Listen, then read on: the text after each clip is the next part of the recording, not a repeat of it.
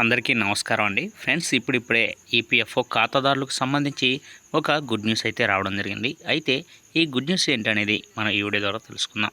Video ఎక్కడ skip చేయకుండా చూసినట్లయితే అప్పుడే మనకు పూర్తి సమాచారం అయితే తెలుస్తుంది. ఇక లేట్ చేయకుండా పూర్తి వివరాల్లోకి అయితే వెళ్ళిపోదాం ఫ్రెండ్స్. ఇక 2024-2020 సంవత్సరానికి పీఎఫ్పై వడ్డీ రేటును పెంచే అవకాశం కనిపిస్తుంది.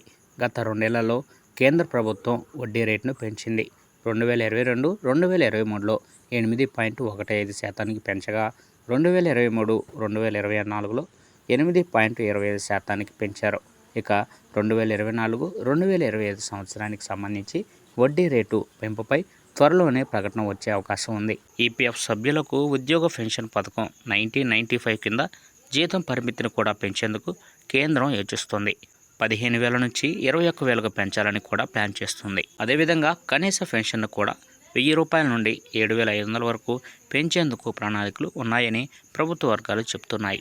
ఇక 21,000 రూపాయలు కనీస వేతనం అయితే కనీస సహకారం కూడా పెరుగుతుంది. అప్పుడు 21,000పై కంపెనీ సహకారం 8.33% ఉంటుంది.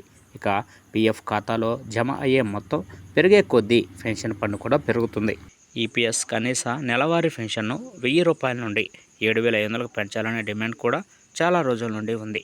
ఆర్థిక శాఖ మంత్రి నిర్మలా సీతారామన్ను ఈపీఎస్ 95 పెన్షనర్లు కలిసి కనీస పెన్షన్ను 7,500కు పెంచాలని ఇప్పటికే డిమాండ్ కూడా చేశారు. ఇక ఈపీఎఫ్ పెన్షన్ స్కీమ్ను కేంద్రం తీసుకొచ్చినప్పటి నుంచి పెన్షన్ పెంచాలనే డిమాండ్ ఎక్కువగా ఉంది. ఇక నెలవారీ పెన్షన్ పెంచితే మాత్రం సుమారు 7 కోట్లకు పైగా పీఎఫ్ ఖాతాదారులకు భారీ లబ్ధి చేకూరనుందని తెలుస్తుంది. చూసారు కదా ఫ్రెండ్స్, అప్డేట్ కనుక మీకు నచ్చితే లైక్ చేయండి.